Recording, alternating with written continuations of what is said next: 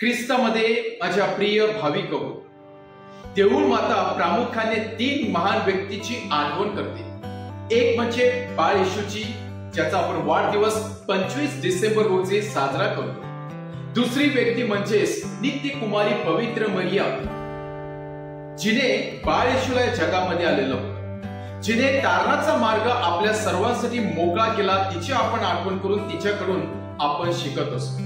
आणि तिसरी व्यक्ती म्हणजे बाप्तिस्मा करणारा योहान, ज्याने बाळ येशू येण्या अगोदर एक सुंदर असं मैदान तयार केलेलं होतं, आध्यात्मिक मैदान, ज्याने लोकांच्या मनाची आणि हृदयाची आध्यात्मिक तयारी करून तारणाऱ्याची वाट पाहण्यासाठी तो एक तेजस्वी तारा होता। अशा 3 महान व्यक्तींची देऊळ माता आपल्या सर्वांना आठवण करून देत आहे व यांचा दिवस मोठ्या जल्लोषाने आनंदाने साजरा करण्यासाठी आपल्या सर्वांना पाचारण करत आहे। परंतु आज आपण तिसऱ्या व्यक्तीविषयी जाणून घेणार आहे। ती तिसरी व्यक्ती म्हणजे बाप्तिस्मा करणारा योहान, जॉन द बॅप्टिस्ट। बाप्तिस्मा करणारा योहानाजवळ अशी काय होतं की ज्याची आठवण आज देऊळ माता आपल्या सर्वांना करून देत आहे। बाप्तिस्मा करणाऱ्या योहानाने त्याच्या जीवनामध्ये फार मोठी कामगिरी केलेली आहे। प्रभू येशू ख्रिस्ताच्या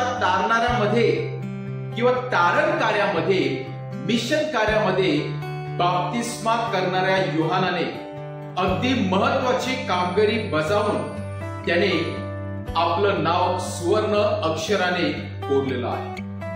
जरी त्याचं आयुष्य फार थोडं होतं, जास्त वर्ष नव्हतं, परंतु ज्या थोड्या कालावधीमध्ये त्याने जो शुभ संदेश दिलेला आहे, त्याने जे जीवन जगलं आहे, ते जीवन खरोखरच वाखाणण्यासारखं आहे। जेव्हा एखादा प्रवक्ता परमेश्वराची वाट तयार करण्यासाठी येत असतो, प्रथम त्याची जडणघडण केली जाते। प्रथम त्याला एका अलिप्त जागेवरती ठेवण्यात येते। कशासाठी?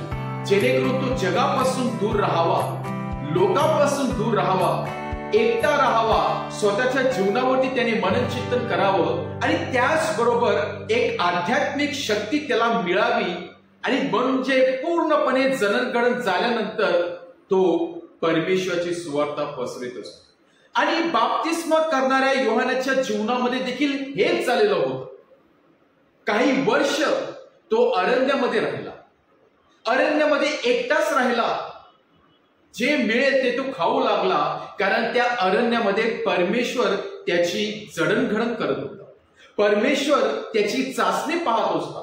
परमेश्वर त्याला आध्यात्मिकरित्या अगदी सुदृढ आणि बलवान बनवत होता। आणि जेव्हा त्याच्या अरण्यामध्ये परीक्षा संपते, अरण्याचे दिवस संपतात, तेव्हा अचानक बाप्तिस्मा करणारा योहान या मैदानामध्ये, बाप्तिस्मा करणारा योहान या मैदानामध्ये येऊन लोकांच्या मनाची, हृदयाची आध्यात्मिकरित्या तयारी करतो।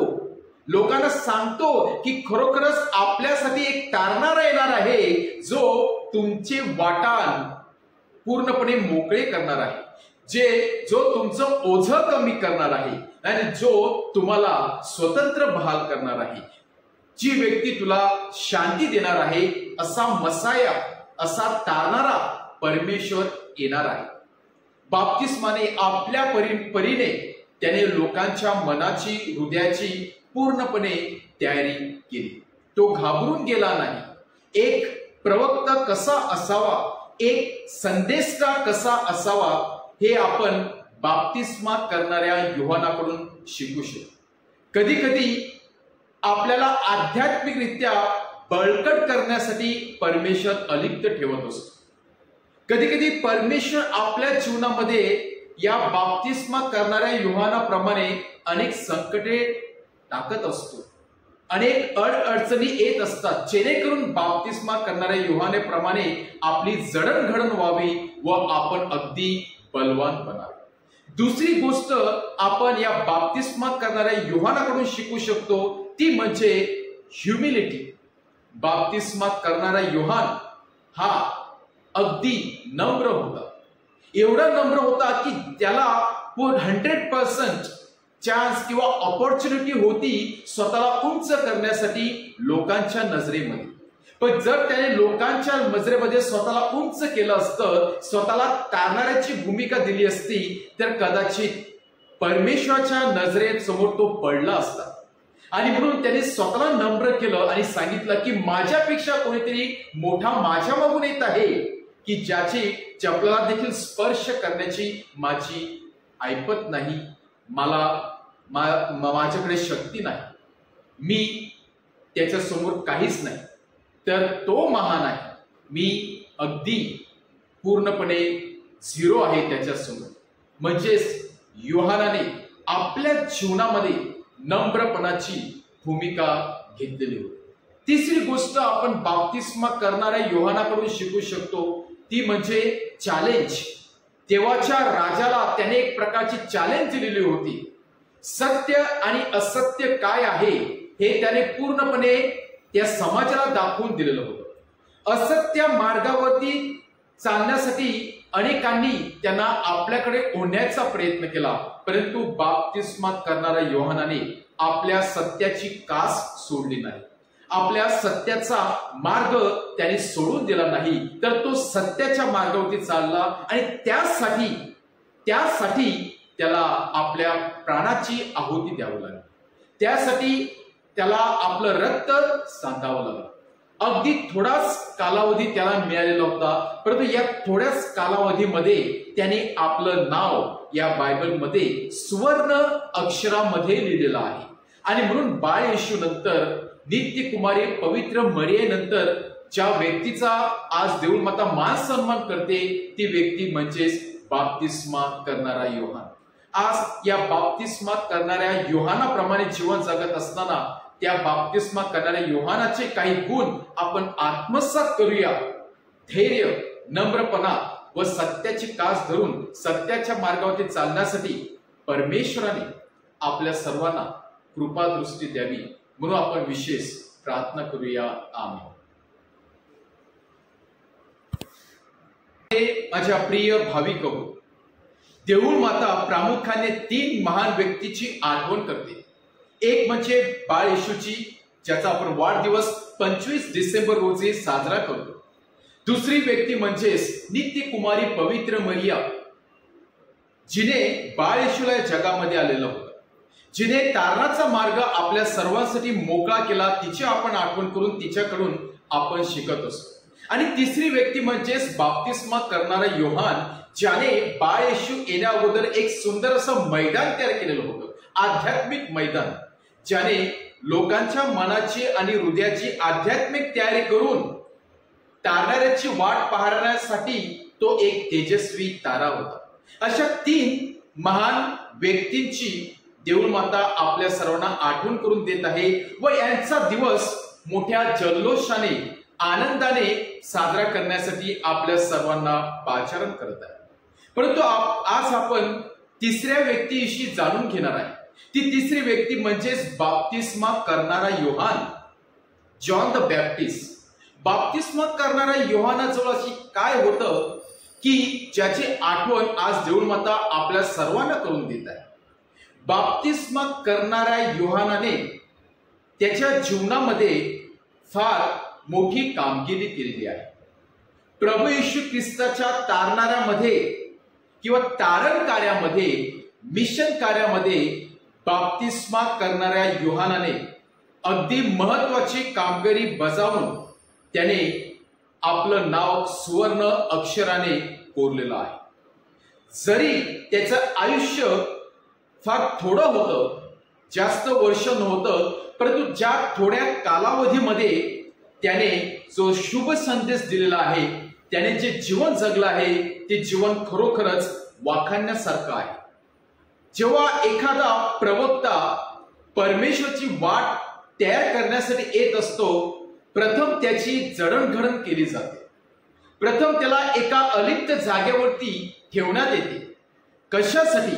जेणेकरून तो जगापासून दूर राहावा, लोकांपासून दूर राहावा, एकटा राहावा, स्वतःच्या जीवनावरती त्याने मननचिंतन करावं आणि त्याचबरोबर एक आध्यात्मिक शक्ती त्याला मिळावी.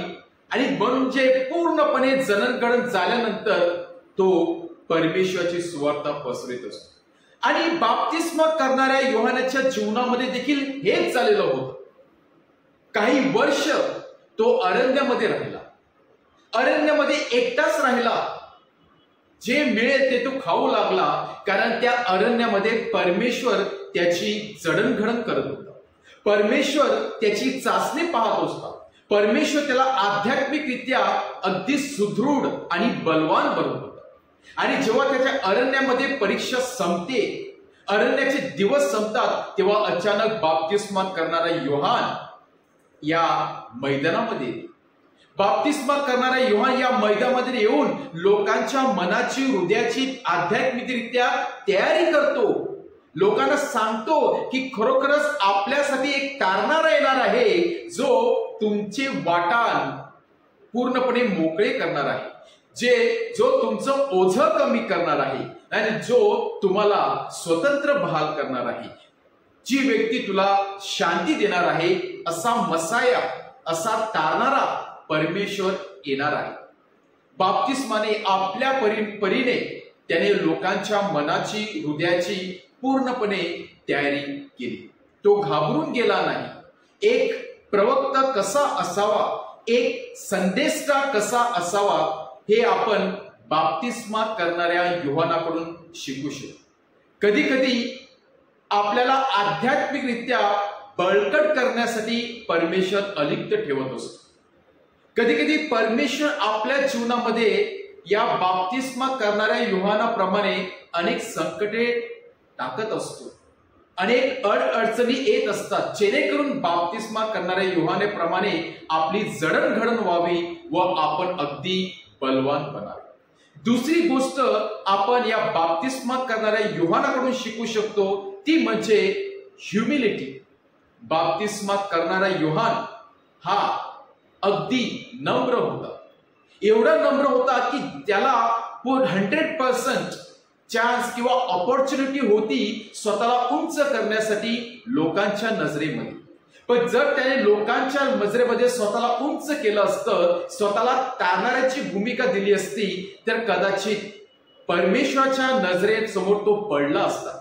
आणि म्हणून त्याने स्वतःला नम्र केलं आणि सांगितलं की माझ्यापेक्षा कोणीतरी मोठा माझ्या मागून येत आहे, की ज्याची चपलाला देखील स्पर्श करण्याची माझी ऐपत नाही, माझ्याकडे शक्ती नाही, मी त्याच्या समोर काहीच नाही, तर तो महान आहे, मी अगदी पूर्णपणे झिरो आहे त्याच्या समोर. म्हणजेच योहानाने आपल्या जीवनामध्ये नम्रपणाची भूमिका घेतलेली होती. तिसरी गोष्ट आपण बाप्तिस्मा करणाऱ्या योहानाकडून शिकू शकतो, ती म्हणजे चॅलेंज. तेव्हाच्या राजाला त्याने एक प्रकारची चॅलेंज दिलेली होती. सत्य आणि असत्य काय आहे हे त्याने पूर्णपणे त्या समाजाला दाखवून दिलेलं होतं. असत्य मार्गावरती चालण्यासाठी अनेकांनी त्यांना आपल्याकडे ओढण्याचा प्रयत्न केला, परंतु बाप्तिस्मा करणाऱ्या योहानाने आपल्या सत्याची कास सोडली नाही. आपल्या सत्याचा मार्ग त्याने सोडून दिला नाही, तर तो सत्याच्या मार्गावरती चालला आणि त्यासाठी त्याला आपल्या प्राणाची आहुती द्यावी लागली. त्यासाठी त्याला आपलं रक्त सांडावं लागलं. अगदी थोडाच कालावधी त्याला मिळालेला होता, परंतु या थोड्याच कालावधीमध्ये त्याने आपलं नाव या बायबलमध्ये सुवर्ण अक्षरामध्ये लिहिलेलं आहे. आणि म्हणून बाळ येशू नंतर, नित्य कुमारी पवित्र मरियेनंतर ज्या व्यक्तीचा आज देऊळमाता मान सन्मान करते, ती व्यक्ती म्हणजेच बाप्तिस्मा करणारा योहान. आज या बाप्तिस्मा करणाऱ्या योहानाप्रमाणे जीवन जगत असताना त्या बाप्तिस्मा करणाऱ्या योहानाचे काही गुण आपण आत्मसात करूया.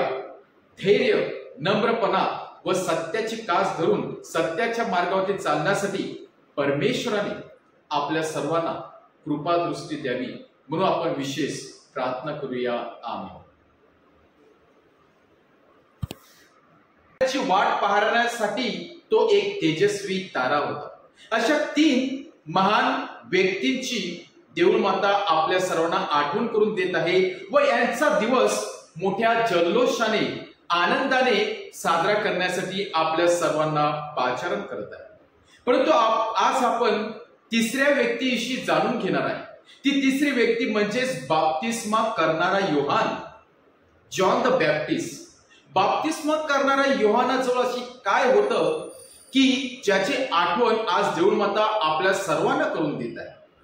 बाप्तिस्मा करणाऱ्या योहानाने त्याच्या जीवनामध्ये फार मोठी कामगिरी केलेली आहे.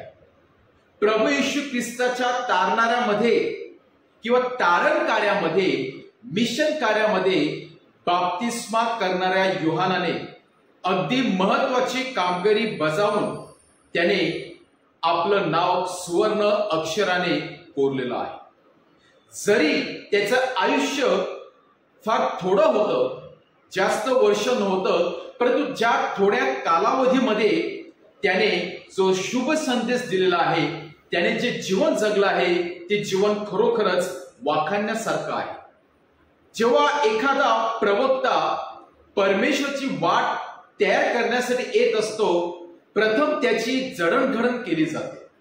प्रथम त्याला एका अलिप्त जागेवरती ठेवण्यात येते. कशासाठी? जेणेकरून तो जगापासून दूर राहावा, लोकांपासून दूर राहावा, एकटा राहावा, स्वतःच्या जीवनावरती त्याने मननचिंतन करावं आणि त्याचबरोबर एक आध्यात्मिक शक्ती त्याला मिळावी. आणि म्हणजे पूर्णपणे जडणघडण झाल्यानंतर तो परमेश्वराची सुवार्ता पसरत असतो. आणि बाप्तिस्मा करणाऱ्या योहानाच्या जीवनामध्ये देखील हेच झालेलं होतं. काही वर्ष तो अरण्यामध्ये राहिला, अरण्यामध्ये एकटाच राहिला.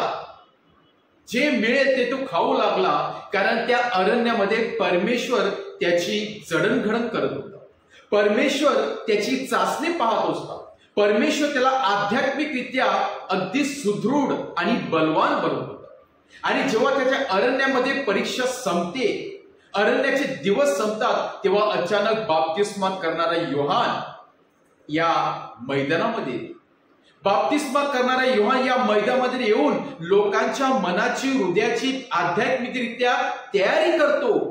लोकांना सांगतो की खरोखरच आपल्यासाठी एक तारणारा येणार आहे, जो तुमचे वाटाण पूर्णपणे मोकळे करणार आहे, जो तुमचं ओझं कमी करणार आहे आणि जो तुम्हाला स्वतंत्र बहाल करणार आहे.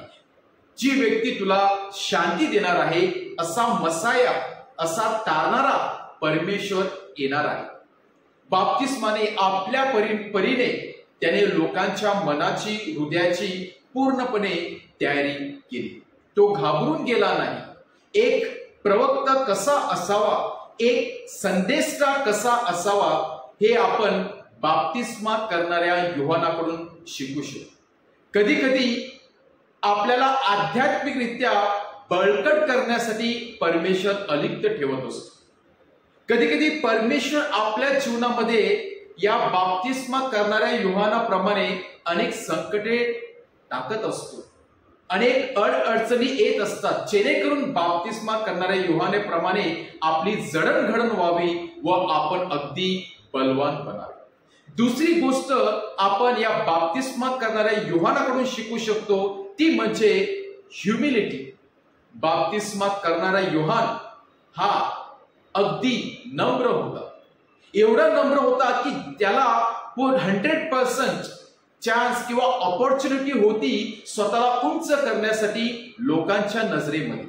पण जर त्याने लोकांच्या नजरेमध्ये स्वतःला उंच केलं असतं, स्वतःला तारणाऱ्याची भूमिका दिली असती, तर कदाचित परमेश्वराच्या नजरेसमोर तो पडला असता. आणि म्हणून त्याने स्वतःला नम्र केलं आणि सांगितलं की माझ्यापेक्षा कोणीतरी मोठा माझ्या मागून येत आहे, की ज्याची चपलाला देखील स्पर्श करण्याची माझी ऐपत नाही, माझ्याकडे शक्ती नाही, मी त्याच्या समोर काहीच नाही, तर तो महान आहे, मी अगदी पूर्णपणे झिरो आहे त्याच्या समोर. म्हणजेच योहानाने आपल्या जीवनामध्ये नम्रपणाची भूमिका घेतलेली होती. तिसरी गोष्ट आपण बाप्तिस्मा करणाऱ्या योहानाकडून शिकू शकतो, ती म्हणजे चॅलेंज. तेव्हाच्या राजाला त्याने एक प्रकारची चॅलेंज दिलेली होती. सत्य आणि असत्य काय आहे हे त्याने पूर्णपणे त्या समाजाला दाखवून दिलेलं होतं. असत्य मार्गावरती चालण्यासाठी अनेकांनी त्यांना आपल्याकडे ओढण्याचा प्रयत्न केला, परंतु बाप्तिस्मा करणाऱ्या योहानाने आपल्या सत्याची कास सोडली नाही. आपल्या सत्याचा मार्ग त्याने सोडून दिला नाही, तर तो सत्याच्या मार्गावरती चालला आणि त्यासाठी त्याला आपल्या प्राणाची आहुती द्यावी लागली. त्यासाठी त्याला आपलं रक्त सांडावं लागलं. अगदी थोडाच कालावधी त्याला मिळालेला होता, परंतु या थोड्याच कालावधीमध्ये त्याने आपलं नाव या बायबलमध्ये सुवर्ण अक्षरामध्ये लिहिलेलं आहे. आणि म्हणून बाळ येशू नंतर, नित्य कुमारी पवित्र मरियेनंतर ज्या व्यक्तीचा आज देऊळ माता मान सन्मान करते, ती व्यक्ती म्हणजेच बाप्तिस्मा करणारा योहान. आज या बाप्तिस्मा करणाऱ्या योहानाप्रमाणे जीवन जगत असताना त्या बाप्तिस्मा करणाऱ्या योहानाचे काही गुण आपण आत्मसात करूया. धैर्य, नम्रपणा व सत्याची कास धरून सत्याच्या मार्गावरती चालण्यासाठी परमेश्वराने आपल्या सर्वांना कृपादृष्टी द्यावी, म्हणून आपण विशेष प्रार्थना करूया. आमेन.